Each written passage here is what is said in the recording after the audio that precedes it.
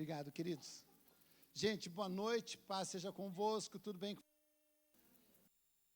Então, hoje vamos aprender como nós mudamos, as características de ter uma vida centrada na fé. Esse texto está em Mateus capítulo 9, se você quiser, você pode abrir também em Marcos capítulo 5 e pode abrir também em Lucas capítulo 8. Está constando nos 3 evangelhos, É o mesmo assunto e é um assunto forte aqui, Eu quero trabalhar com vocês, basicamente, o texto de Marcos, e aí nós fazemos algumas citações dos outros, onde está descritos os evangelhos, tá? Aqui é a ressurreição da filha de Jairo, e a cura da mulher hemorrágica, De 12 anos tinha uma hemorragia que não cessava. E aqui, Jesus vai quebrar alguns paradigmas que é muito bom nós olharmos para eles, ok? Então, eu vou lendo e nós vamos conversando e vamos construindo um pensamento juntamente, ok? Então, eu quero que você preste muita atenção, quero que você analise, julgue o texto, Julgue as palavras, para que você saia daqui com um aprendizado eficaz na sua vida. Testificando para vocês, então, o grupo de oração é chamado Escudeiros, que nós temos aqui, que ora toda sexta-feira. Nós estamos orando por vocês. Para sábado, nós passamos 6 horas em oração, aqui citando o nome de vocês, daqueles que nós sabemos, lembramos de cabeça, e daqueles que têm colocado naquele livro lá atrás, que é o livro de oração, Então, veja, são 13 pessoas, então não são só 6 horas, são 13 horas de oração, em favor da sua vida e da tua existência. E quando nós oramos, toca a terra, Então, nós cremos nessa manifestação de Deus. E daqui a um mês nós vamos para 12 horas de oração, Se nós somos com 20 pessoas, vão ser, Imagine lá, multiplica 12 por 20. Quantas horas de oração a teu favor? Então, quando você for pedido de oração inteligente, coloca a hora por mim, me abençoe. Não, olha aquilo que você está buscando, Eu quero um trabalho, eu quero desenvolver isso, estou com uma dificuldade com o filho, cita o nome do filho, quero ser livre, de um vício. Coloque lá, porque nós queremos fazer ações inteligentes, elas são intencionais e são poderosas diante de Deus, Então, prestando isso para vocês, e a partir de quarta-feira que vem, nós teremos aqui uma mesa onde se pode trazer projetos. Quero vender, minha casa, traz uma cópia, ali do contrato, seja da tua casa, quero que saia alguma coisa disso, uma cópia, não traga nunca original, Porque se extraviar, você não está causando um problema a você, Quero uma casa própria, traga uma chave simbolizando isso. Tem poder na chave, na cópia? Não, mas tem poder na oração, E nós queremos lutar com vocês e que vocês saibam que vocês não estão sozinhos, na luta de vocês. Mas para isso, ser inteligente e de uma forma intencional, saber, você está precisando, Deus está levantando, os valentes. Eu estava até falando para eles, com Gideão foram 300, Mas sabe o que era engraçado? Aqueles 300 já existiam. Isso apenas no chamado de Deus. E assim vai ser na vida de vocês, Homens e mulheres de oração, quando nós oramos, coisas extraordinárias acontecem. Então, quando nós formos para esse texto aqui, encontrar algumas circunstâncias e situações as quais a gente vai pensar para ver se nós precisamos ajustar a nossa existência, a nossa vida, a nossa conduta também, a nossa texto. Então, Marcos capítulo 5, versículo 21.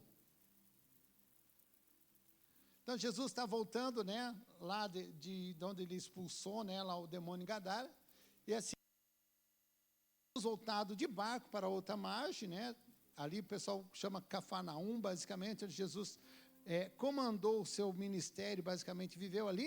Uma grande multidão se reuniu ao seu redor, enquanto ele estava à beira do mar. E olha que importante, grave esse versículo 22. Então, chegou ali um dos dirigentes da sinagoga, chamado Jairo, prostrou-se aos seus pés e lhe implorou insistentemente: minha filhinha está morrendo, vem por favor, e impõe as mãos sobre ela, para que ela seja curada e viva. Jesus foi com ele. Olha como é importante. Primeiro nós vamos entender, aqui dentro desse contexto, quem era Jairo. Jairo era, uns dirigentes, uma pessoa importante na sinagoga. Essa pessoa, o que é a sinagoga em si? Ela refutava o Cristo. Elas não queriam aquilo, elas estavam debaixo da lei. Então, levanta o Cristo e da forma como ele veio de amor, eles eram contra ele. Ele tinha uma vida centrada na religião. Ele tinha uma vida centrada e ele com posse porque ele podia pagar tratamento para a filha.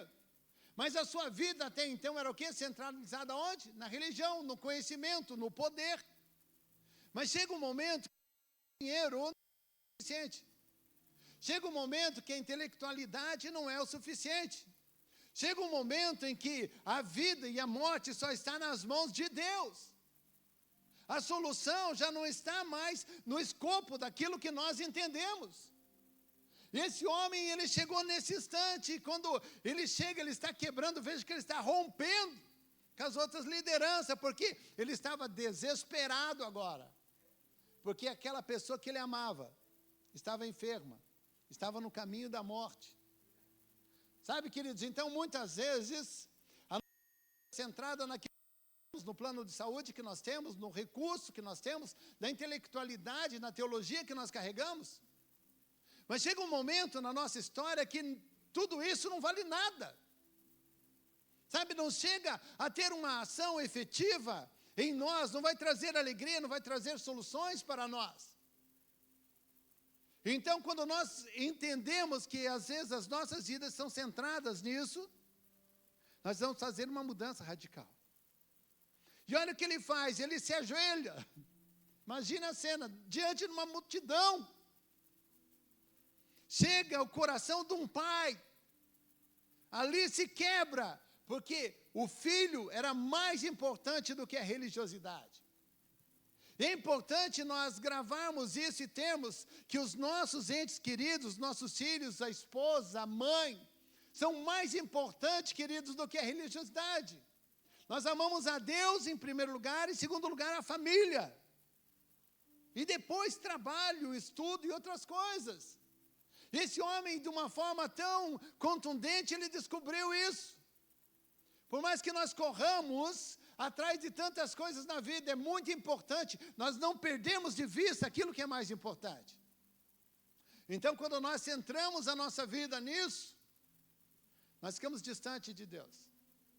Ele refutava, ele esperava um Cristo que viesse ali como governante, que tomasse, que fosse igual Davi. Mas não, ele veio numa linguagem de amor.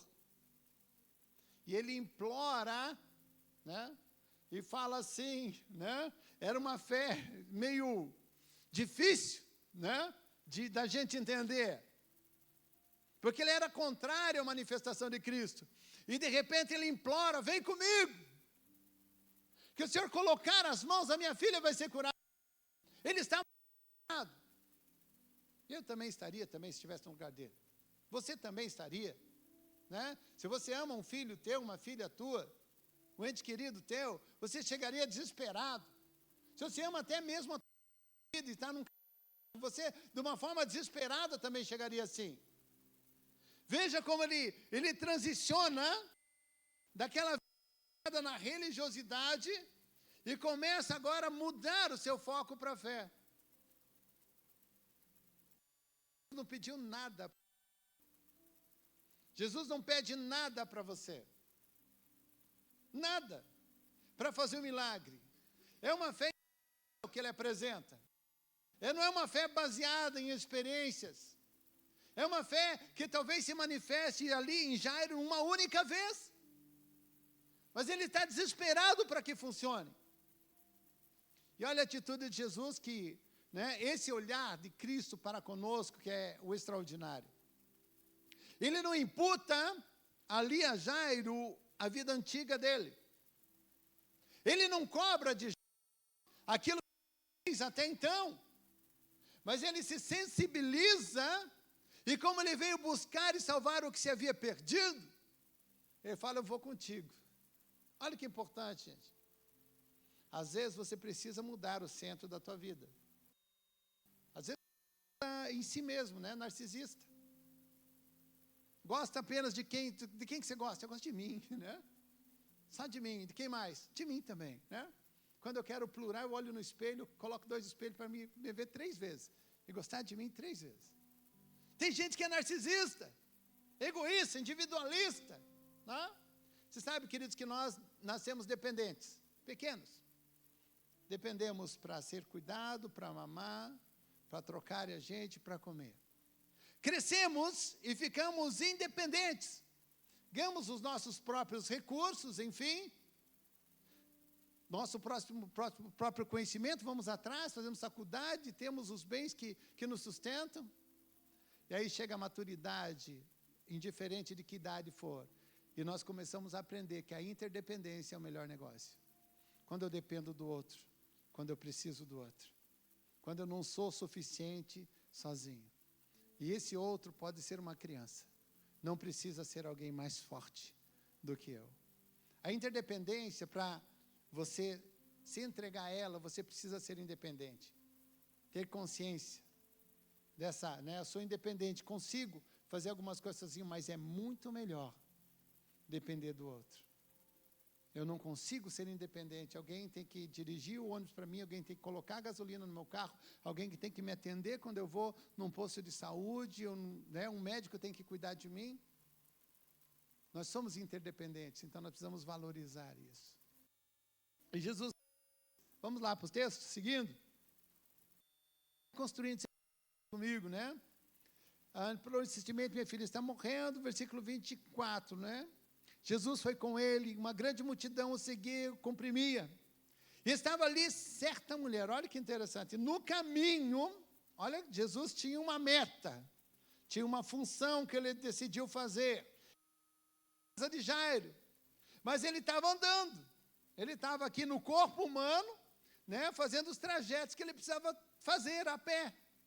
E uma multidão ia acompanhando, porque ele atraía multidões. E olha o que acontece aqui, gente, que é outra visão que nós devemos ter também. Estava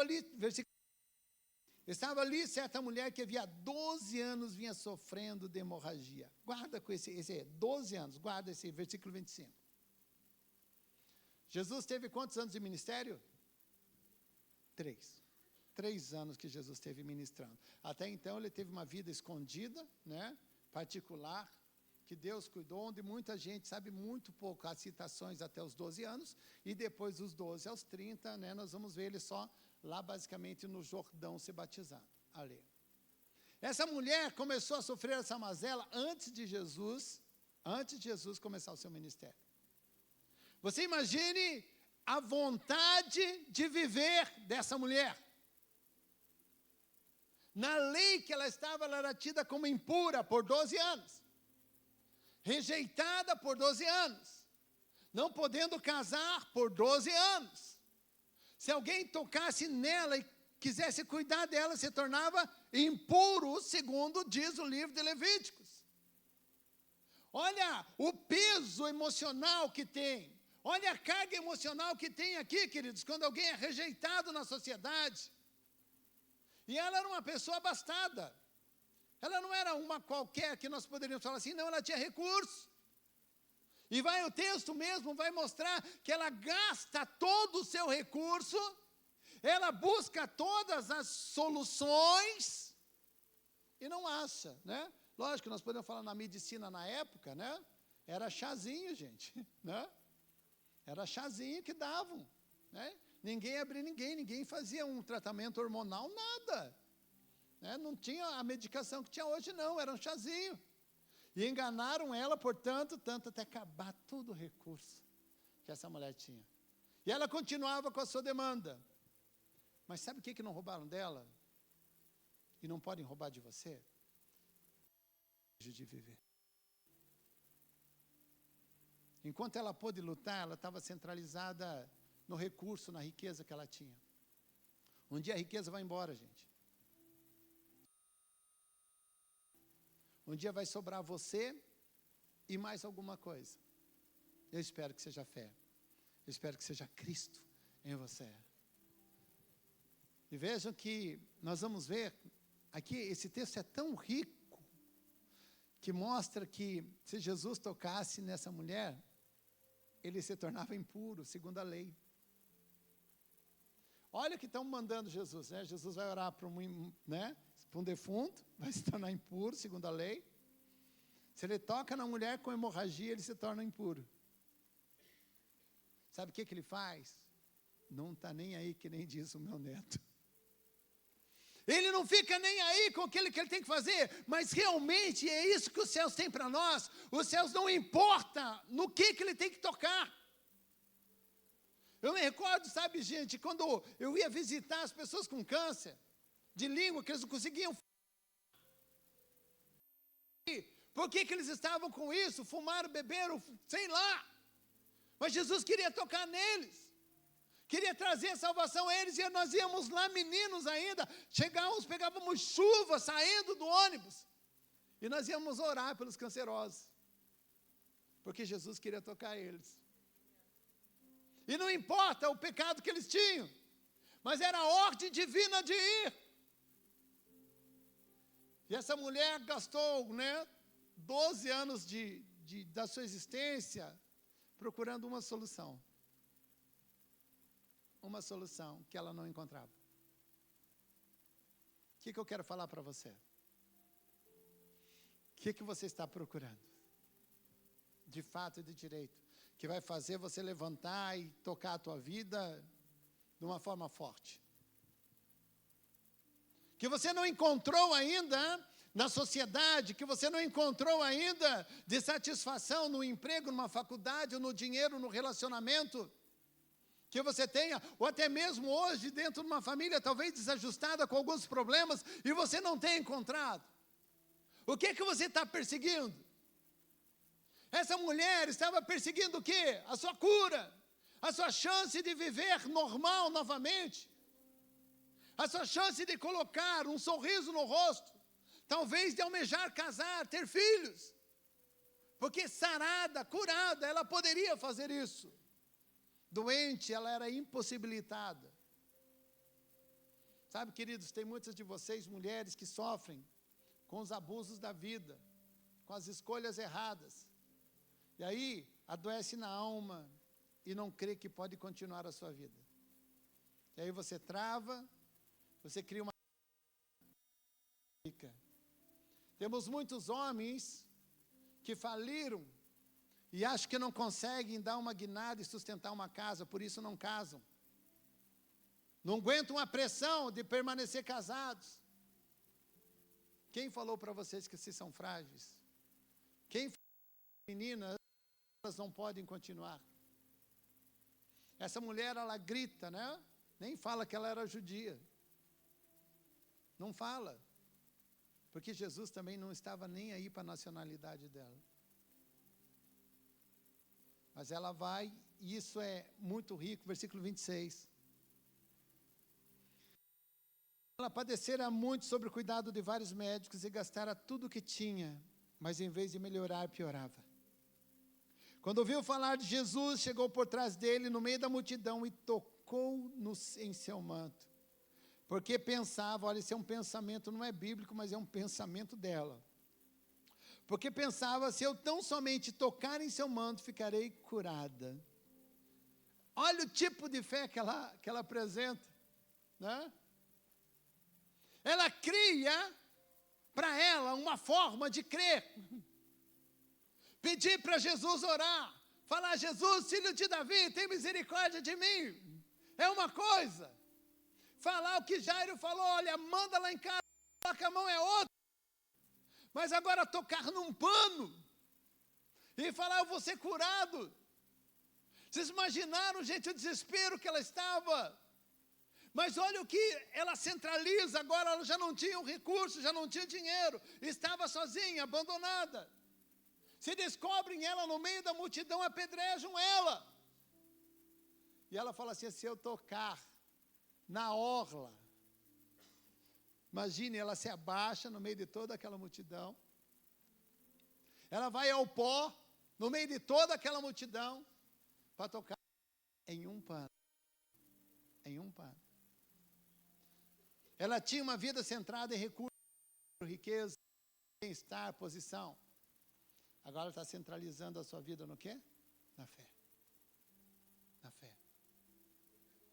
Sabe, queridos, quando nós fazemos essa guinada na nossa existência, nós vamos andar mais fortes. É porque sem fé é impossível agradar a Deus. E quando ela toca no vestido, Jesus percebe ela. Jesus era humano. Era humano. Tinha muita gente passando, esbarrando em Jesus. Mas naquele instante houve um toque diferenciado. E ele fala assim, né, alguém me tocou. Os discípulos não entendem. E fala assim, como alguém me tocou no meio dessa multidão? Né, igual a gente ir na fila de um jogo de futebol, né? Todo mundo se toca ali e tal. Você não sabe nem quem levou a tua carteira, mas está todo mundo ali, né? No meio ali daquela andada, alguém me tocou. E os discípulos não entendem também como funciona o céu de uma forma plena. Eu falo assim, como assim alguém me tocou? E olha o que Cristo diz. De mim saiu poder, virtude. O que tinha de diferente no toque daquela mulher, naquele pedaço de pano? Fé. E aí, eu trago para nós olharmos, o que nos impede de sair virtude e tocar em nós? Nós estamos tocando em Cristo através da oração, através do pensamento que nós estamos criando nessa noite, de buscá-lo acima de todas as coisas, de crer que Ele pode fazer algo em nós. O que está faltando em nós, amados, de verdade?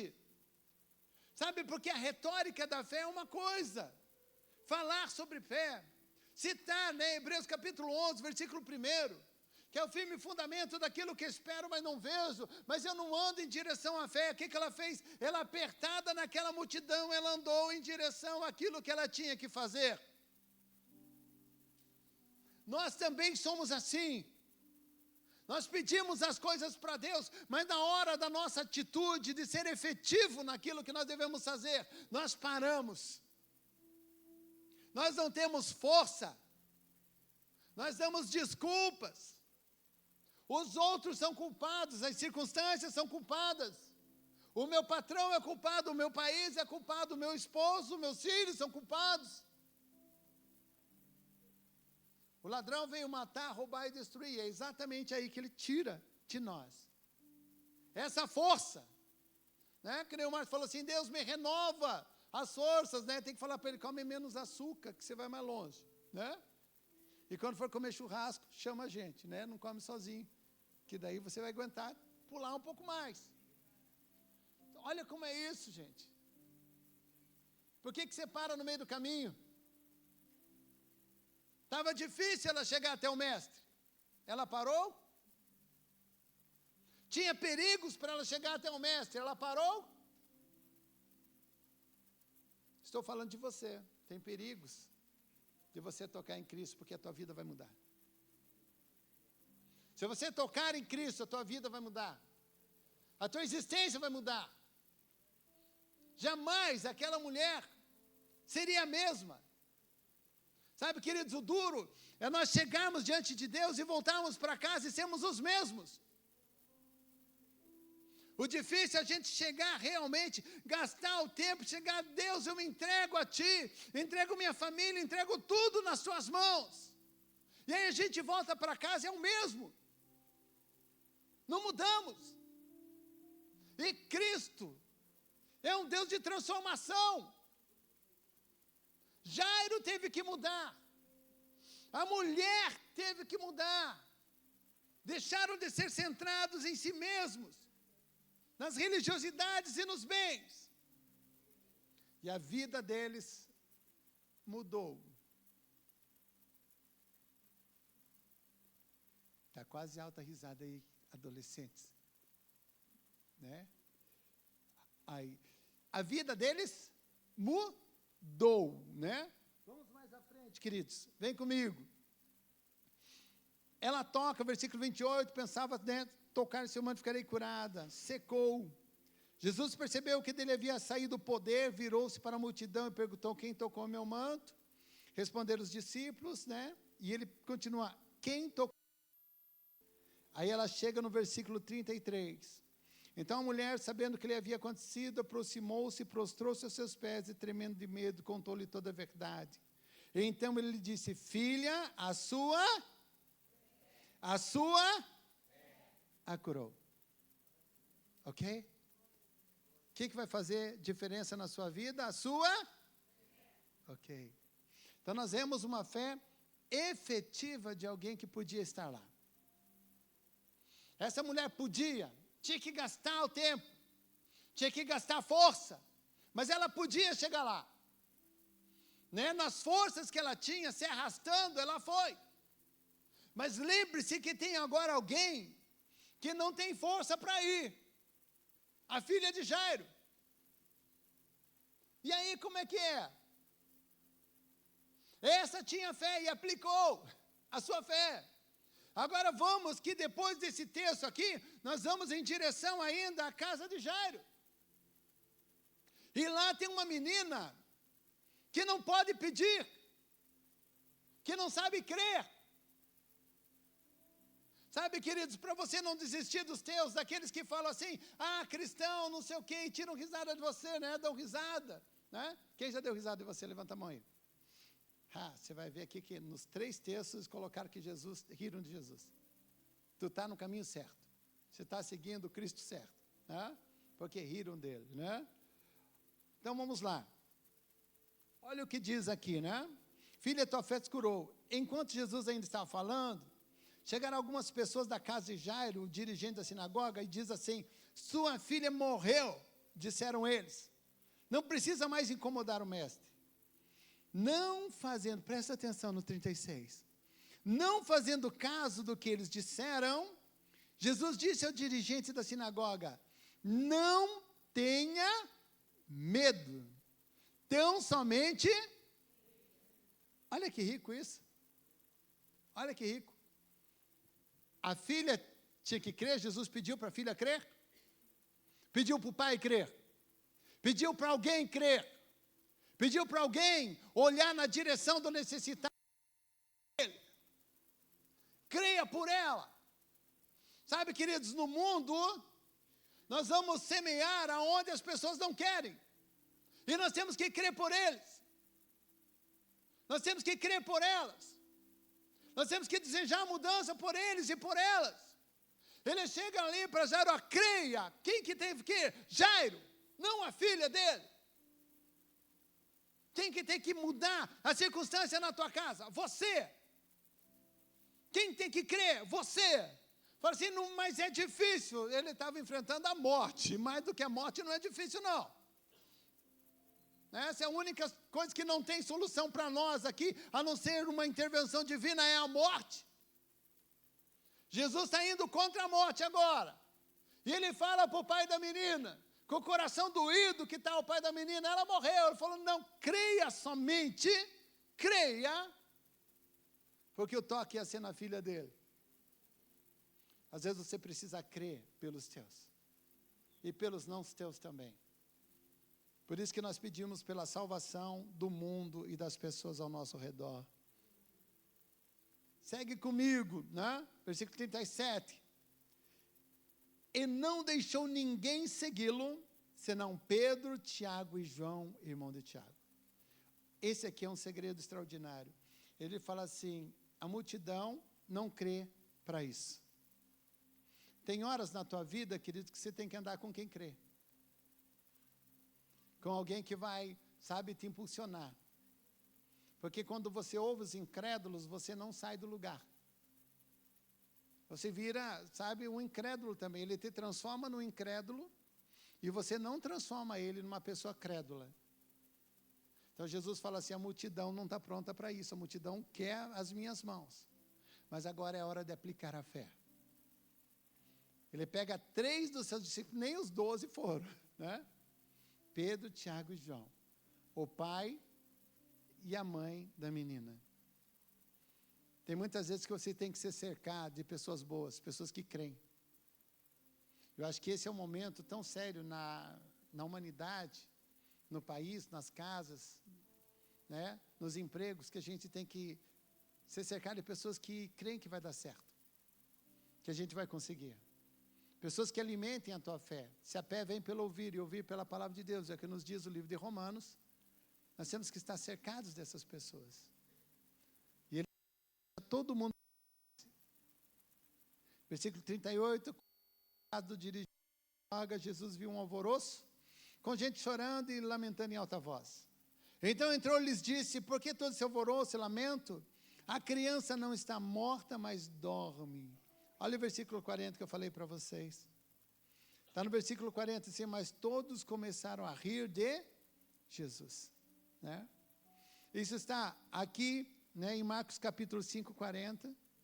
Está também em Lucas capítulo 8, versículo 53, diz assim, todos começaram a rir dele. E está também em Mateus, né, aqui, quando você vai achar em Mateus capítulo 9, versículo 24, todos começaram a rir dele. Tem gente que não vai crer igual você crê. Tem gente que não aceita o sobrenatural.